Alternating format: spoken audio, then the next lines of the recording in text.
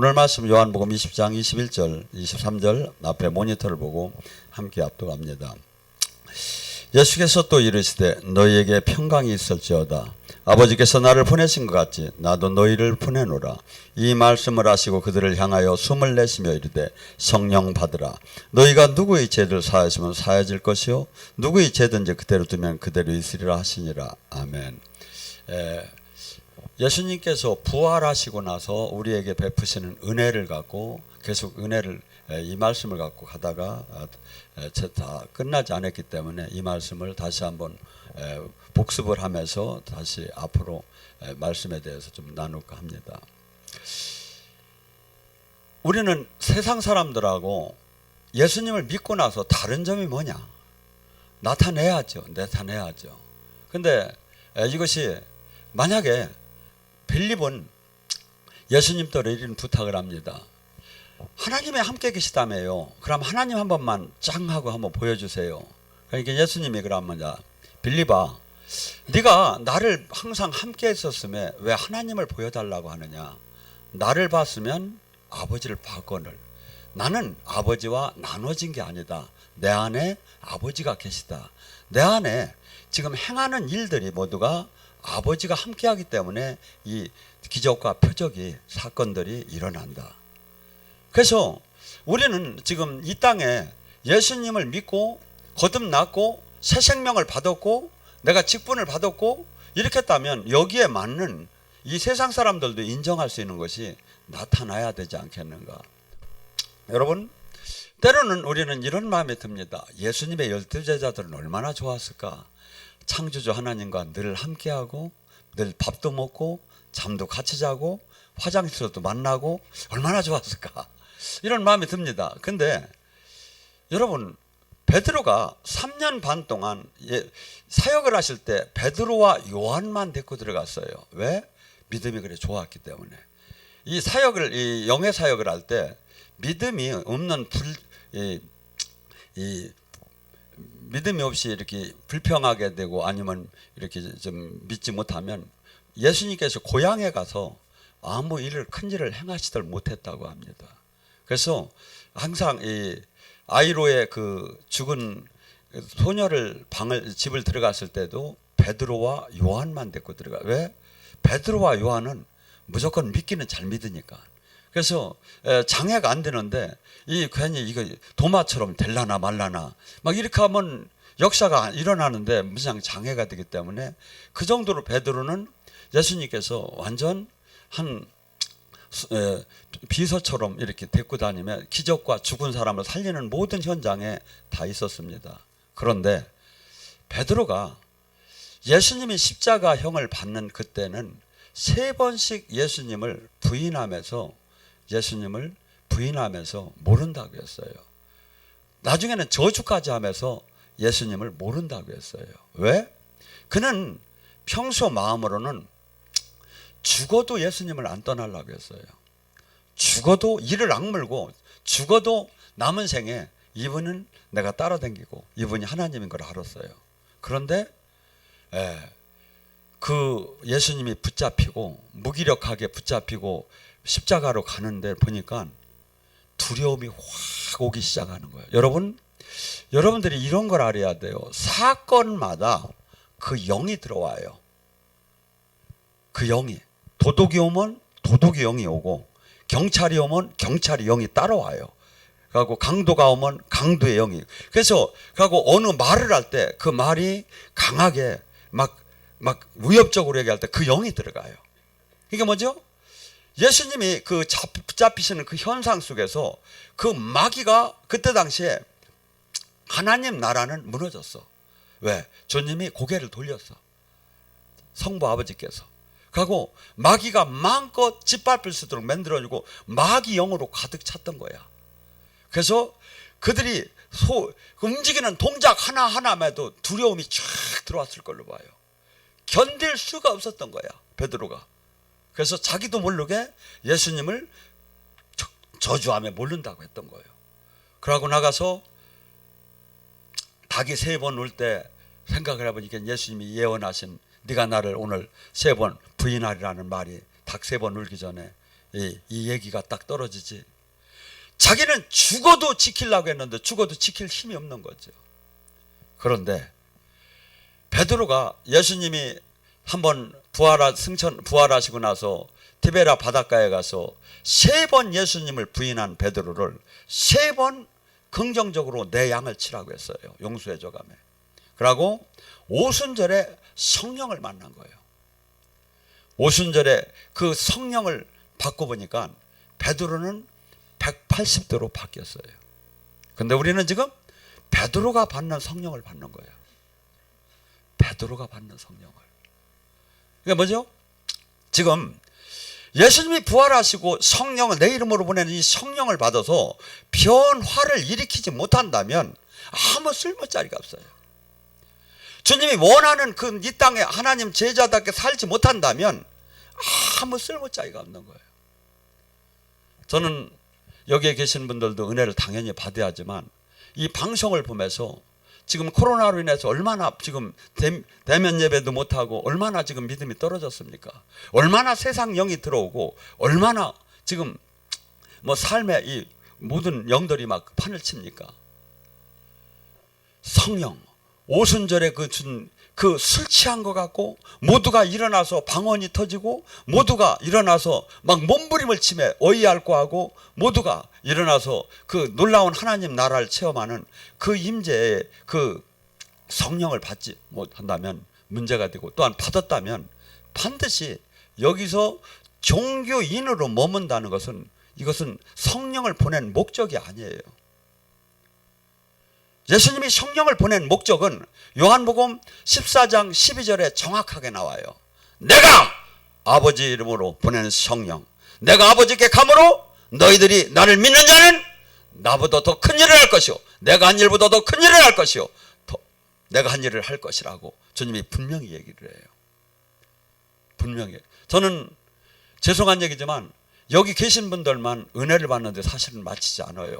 지금 방송을 보면 아니면 방송이 끝나고 난 다음에 보는 그 사람들 사람한테 어떻게 하면 하나님을 만날 수 있을까? 왜? 지금 우리는 하나님 말씀을 하고 하나님 영이 성령이 지금 가야 되는 거예요. 성령이 뭘 못하겠습니까? 과거 현재 미래를 뭘 못하겠습니까? 그 놀라운 성령을 당신의 십자가를 지고 나서 부활하시고 우리에게 보내주신 거예요.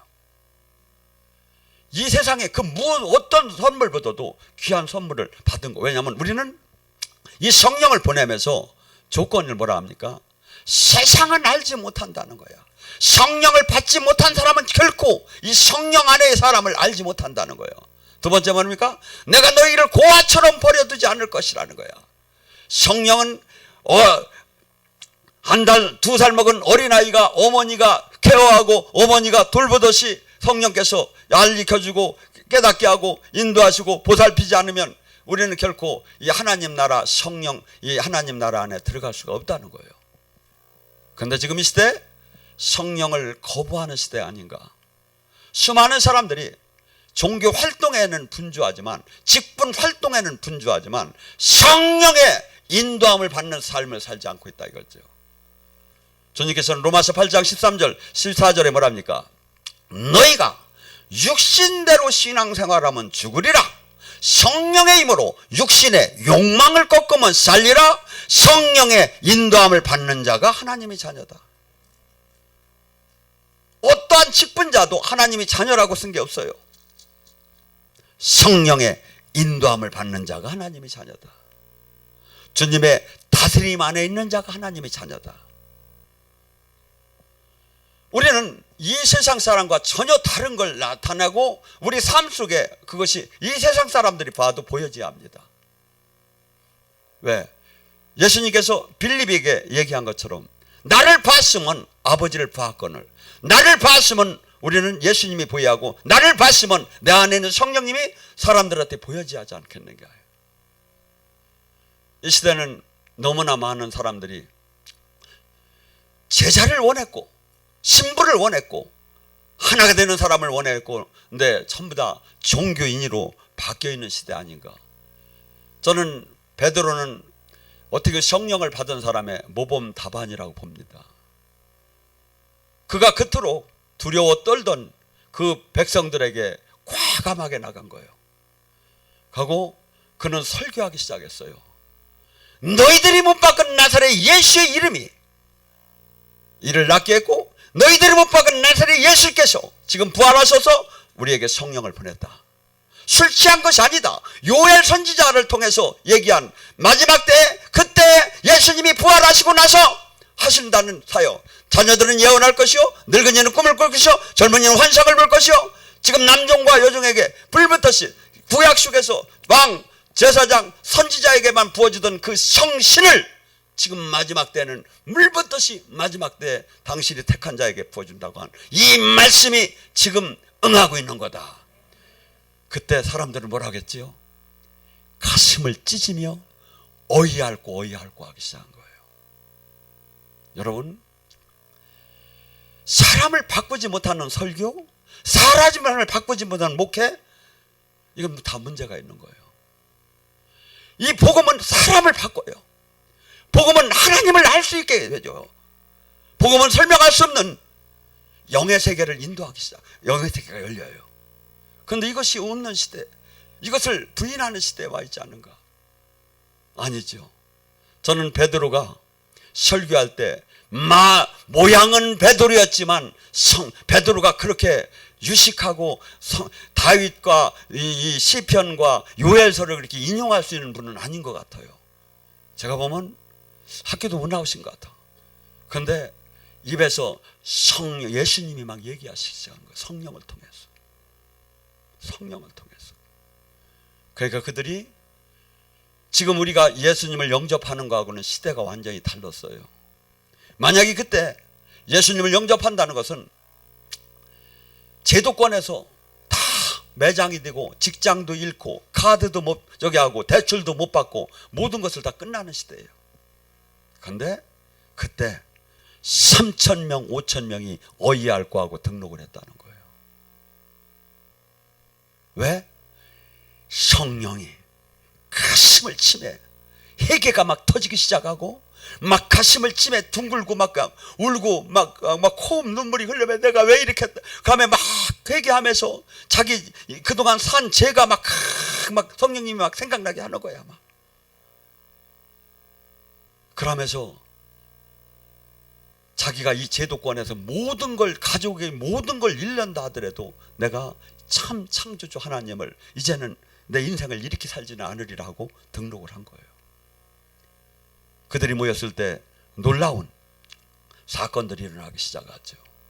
첫째, 성령 하나님 영을 받으면 가장 대표적인 공통적인 것이 회개가 터져요. 감에 눈물이 쏟아짐에 가고 자기 죄성이 주님 앞에 부끄럽기 시작하는 거예요. 우리는 막 둥글고 막 저기 하는 것만 성령이 임한 게 아니에요.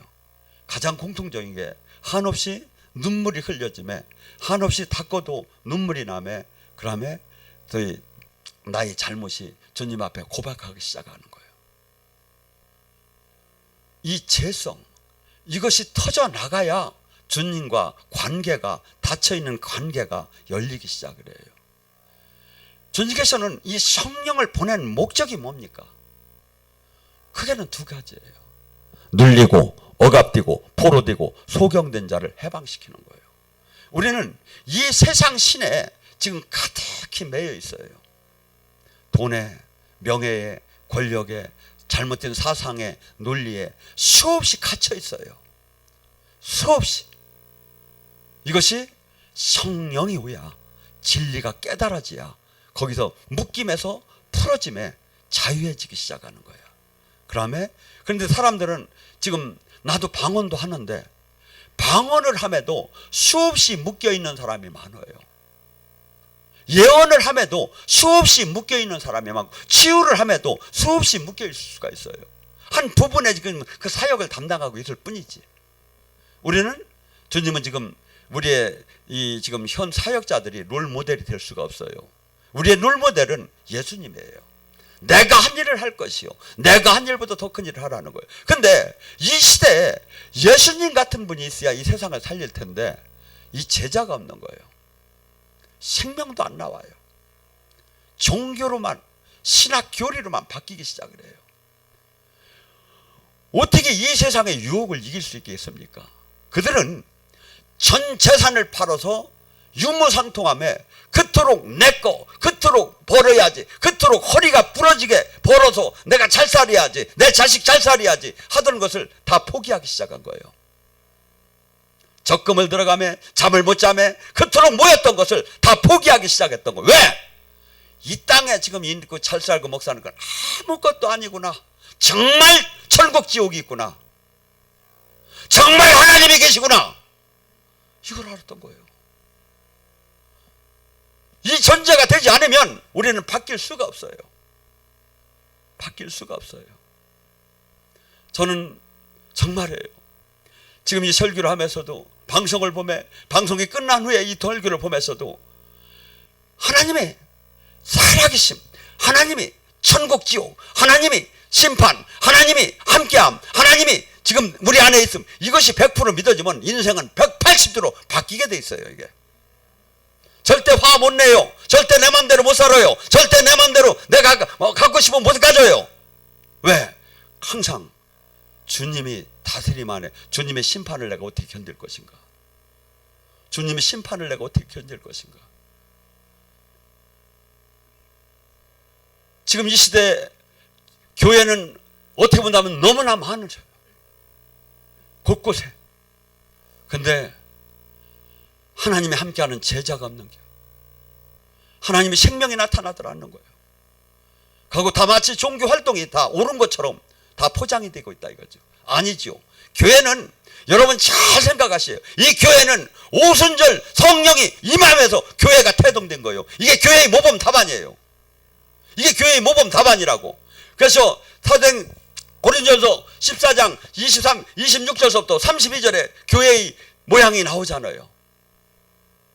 모여서 찬송시하고 강론 하나님의 말씀을 하고 두세 사람이 방언을 하면 차례에 맞춰 통변을 하고 두세 사람이 예언을 하면 그것을 검증을 하고 그다음에 영적인 사역을 하는 거예요. 영적인 사역.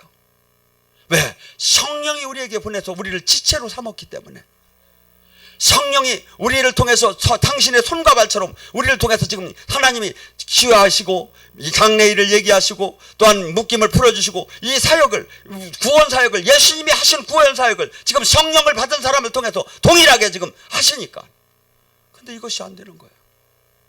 이것이 안 되는 거예요. 지금 저는 교회 지금 코로나로 인해서 얼마나 많은 이 문제들이 있습니까? 이 재앙을 누가 허락했습니까? 하나님이 허락하신 거예요. 세상을 사랑하고 세상에 관심이 있고 하나님은 입으로만 예수님 사랑한다고 마음은 전부 다 세상을 사랑하기 때문에 너희들 정신 차리라고 지금 이 재앙을 저는 분명히 내렸다고 봐요. 여러분, 우리는 수없이 이 세상 영은 우리를 망각을 시켜요. 저나 여러분이 이 땅에 살 수 있는 시간이 그리 많더라 안 해요. 그런데 그렇지 많지 않다는 것이 안 믿어지는 거야. 머리가 혀짐에도 거울을 봄에도 나도 안 믿어지는 거야. 주님은 뭐랍니까? 아니다. 아침 안개가 잠깐 있다 없어지듯이 인생은 끝난다. 들에 핀 풀과 꽃이 더운 바람이 임하면 즉시 말로 비틀어지시 인생은 곧 끝난다.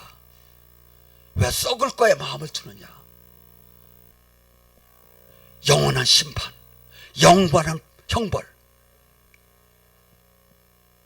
영원한 심판, 영원한 형벌 하나만 믿어도 절대 내 맘대로 안 살아요. 절대 내 맘대로 못 살게 됐어요. 근데 수없이들 많은 사람이 용서해주는 주님을 핑계대면 내 맘대로 사는 거야. 아니지요. 네가 오른눈이 범죄하면 오른눈을 빼라고 하지요. 오른손이 범죄하면 오른손을 찍어내고 불구의 몸으로 천국을 들어가는 게 낫다고 하지요. 온전한 몸으로 지옥을 들어가는 것보다.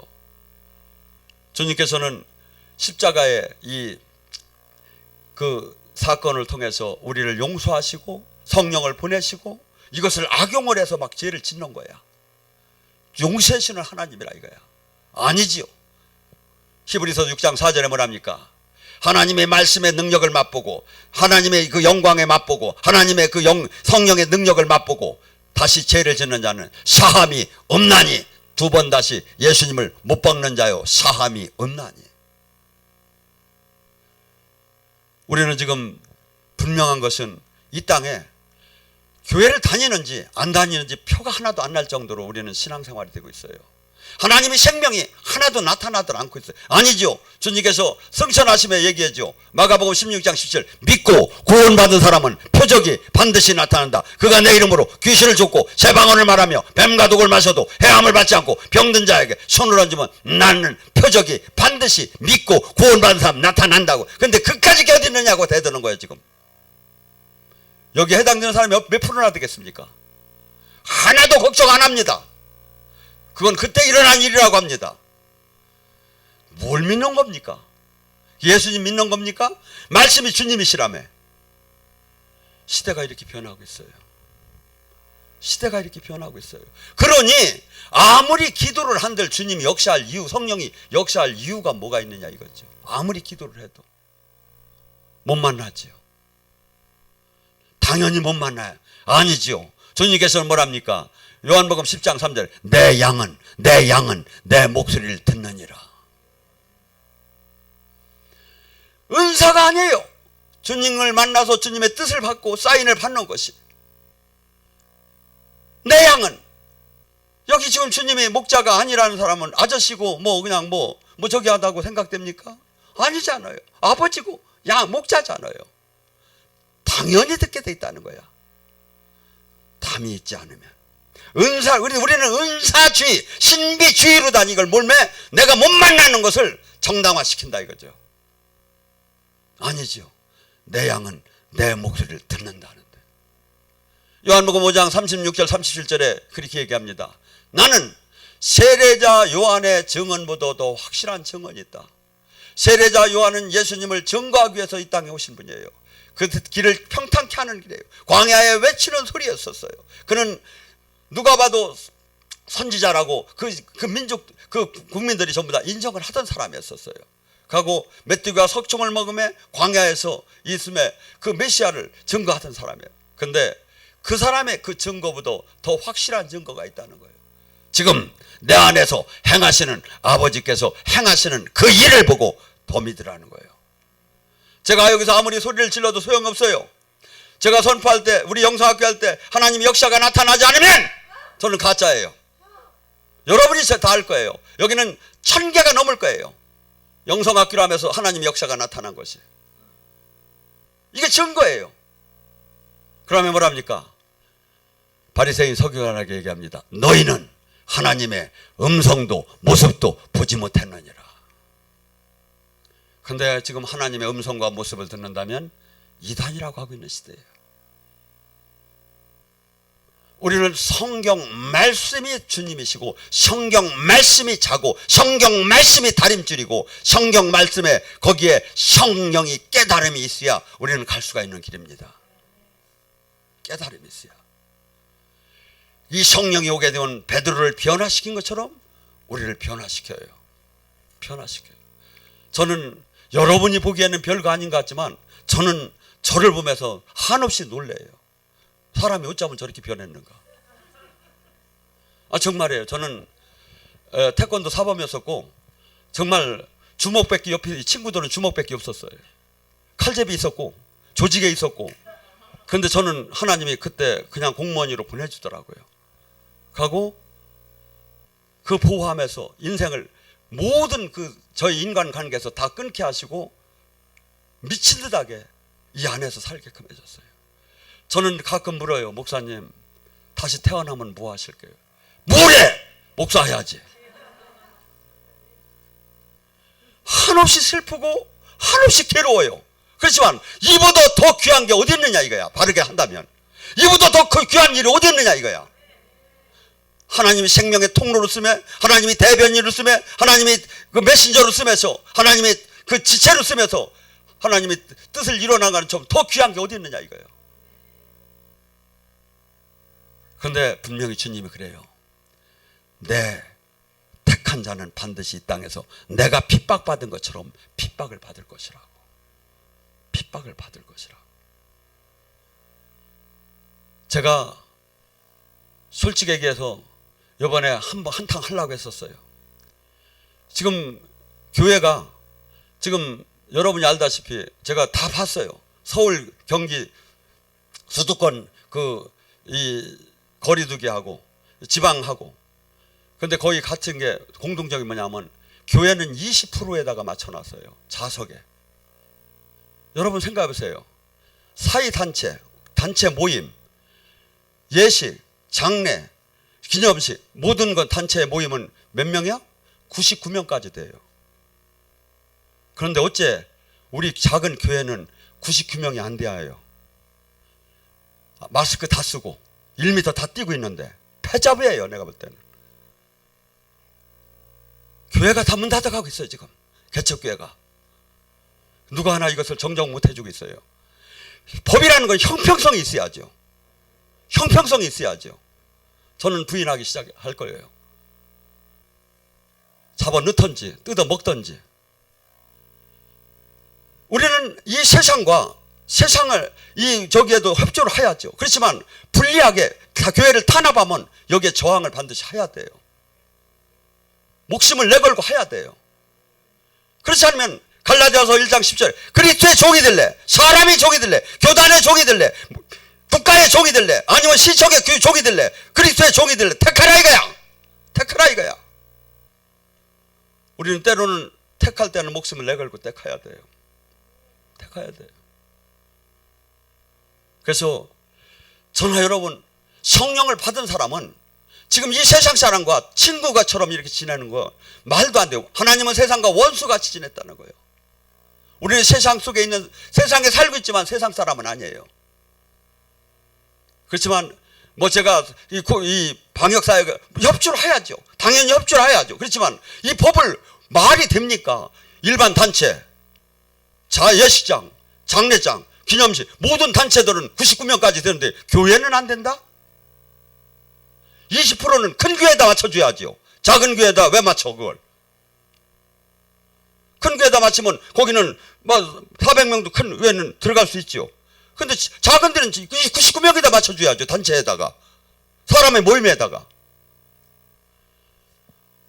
여러분, 왜 화가 안 납니까? 여러분은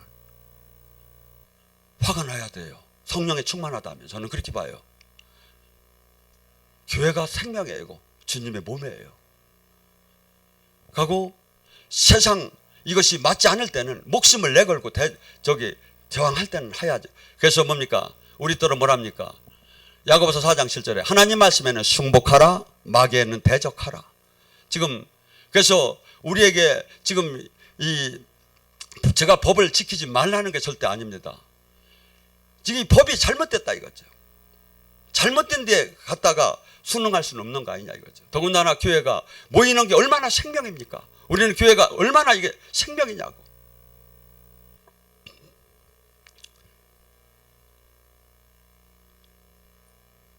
그들은 모여서 이렇게 기도할 때 우리의 가장 이 은혜를 받으면 나타나는 현상이 있습니다. 성령이 임하게 되면 마음과 생각이 바뀌어지기 시작합니다. 사람을 바꾸지 못하면 아무 소용이 없는 거야. 성령은 안진뱅이를 일으키고 소경을 눈을 뜨게 하고 고꾸러진 사람을 일으키고 하고 문둥병자를 낫게도 하지만 저는 더 중요한 게 사람의 마음과 생각을 바꿔줘요. 생명의 근원이 사람 마음 안에 있어요. 내가 무슨 판단 기준으로 사느냐가 여기서 결정을 해야 몸은 움직여주는 거예요. 성령이 임하면 제대로 그 아멘으로 받으면, 옥토에 임하면 30배, 60배, 100배 마음과 생각의 변화가 일어나요. 그토록 이기적이었고, 그토록 가족적이었고, 그토록 자기적인 사람이 어느새 희생의 삶을 살 수 있고, 어느새 예수님의 발자취를 십자가의 삶을 살 수 있고, 어느새 복음의 가슴에 불이 나서 목숨을 내걸고 달릴 수밖에 없는 그 사람으로 바뀌기 시작한다 이거죠. 여러분, 성령 안에 계속 들어가 보셔봐요. 이 세상 사람을 보셔봐요. 얼마나 많은 사람들이 지금 주님을 믿는다고 하면서도 절대 주님을 모르고 지금 저렇게 뛰고 있는가.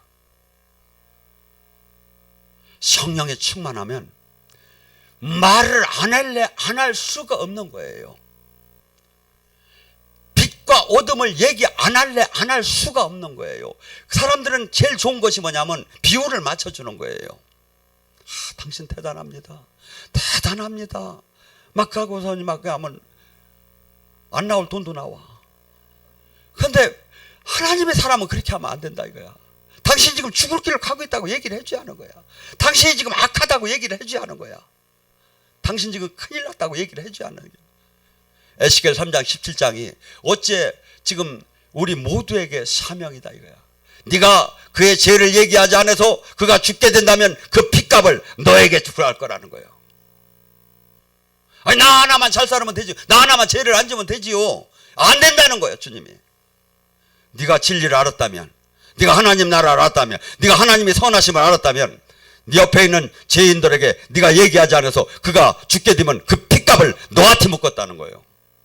그런데 네가 전했는데도 그가 그걸 믿지 않는다면 그 핏값은 그한테 돌아갈 거라는 거예요. 저나 여러분은 그 사명을 받은 거예요.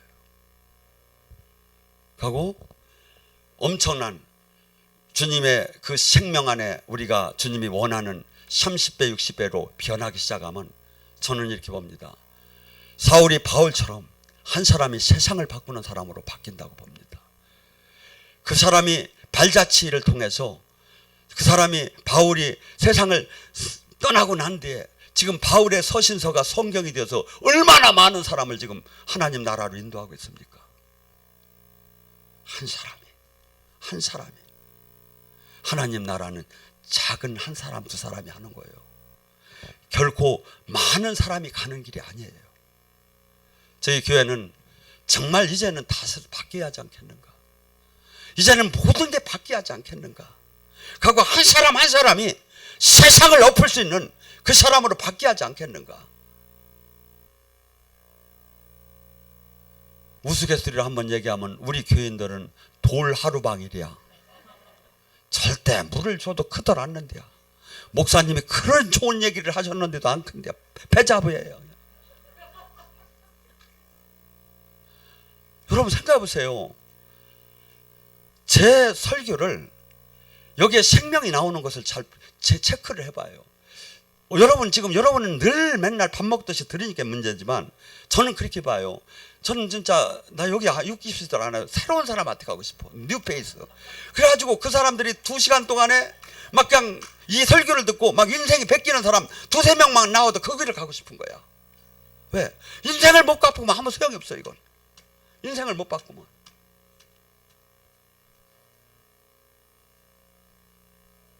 모르겠어. 주님이 그래요. 네가 한국에 계속 있던 않을 거라고 알아서들 해요. 맨날 여기서 제가 저기를 하니까 이게 얼마나 귀한 생명의 설교고 지금 하나님이 함께 영성학교가 얼마나 많이 여러분을 보여줬습니까? 그런데 목사님 제가 인생 다시 살겠습니다 하면서 저 찾아오는 사람이 없어. 여러분 저나 여러분이 의무가 있는 거예요. 뭐가? 이 세상을 바꿔야 할 의무가 있는 거예요. 이 세상에 내가 지금 복음을 진짜 복음을 만났다면 못 받는 사람에게 전할 의무가 있는 거예요. 내가 지금 하나님을 많이 만났다면 이 하나님 못 만난 사람에게 전할 의무가 있는 거라고요. 왜 그건 생각을 안 해요? 은사만 받고 가만히 있을게요. 은사를 왜 줘요? 빌립보서 2장 19절 뭐랍니까? 왜 그래? 너에게 은사 주면 그리스도의 고난에 참여하라고 줬다. 여기 은사 받은 사람 많잖아요. 조금씩은. 저나 여러분은 그리스도의 고난에 참여를 해야 합니다. 그리고 이 세상 대한민국이요? 몰라서 그렇지 지금 기독교로서는 최고 좋은 나라예요. 그런데 지도자가 없는 거예요. 이제. 생명의 지도자가. 제자를 키울 지도자가 없는 거예요. 저는 그분들이 충주로 모이고 우리 지교회로 모여서 한국을 다시 한번 바꿨으면 할 그러면 그것이 제가 바람이에요. 저나 여러분 지금 시간이 얼마 없고 기간은 없어요. 택해야 돼요. 하나님이 기뻐하는 삶을 살 것인가, 적당한 삶을 살 것인가, 내가 기뻐하는 삶을 살 것인가, 택하라 이거야. 신명기 30장 15절 택하라 이거야. 죽을 길을 택하면 내가 죽게 할 거요, 그 복된 길을 택하면 내가 복되게 할 거, 망할 길을 택하면 망하게 하고, 네가 흥할 길을 택하면 흥하게 하고. 하나님은 신앙은 항상 택하는 거예요. 오늘 항상, 지금 내가 항상 택해야 하는 거예요. 마귀는 택하지 못하게 해요. 마귀는 육을 택하라고 해요. 마귀는 너를 택하라고 해요. 주님은 주님을 택하라고 해요. 말씀을 택하라고 해요. 성령을 택하라고 해요. 저나 여러분 정말 지금 결정해야 합니다. 정말 지금 결정해야 한다고. 대한민국에 지금 할 일이 얼마나 많습니까? 할 일이 얼마나 많으냐고. 할 일이. 저나 여러분 예수님이 핏값을 주고 부활하시고 우리에게 보낸 성령, 그저 쬐끔 방언이나 하고 쬐끔 그냥 뒹굴고 쬐끔 예언이나 하고 쬐끔 치유하고 이렇게 하라고 보낸 거 아니에요. 세상을 바꾸라고 한 거예요. 매이고 값되고 포로자를 해방시키라고 한 거예요. 제자를 삼으라고 준 거예요. 이것을 하는 데를 찾기가 어려운 시대에 와 있어요. 다 죽지요.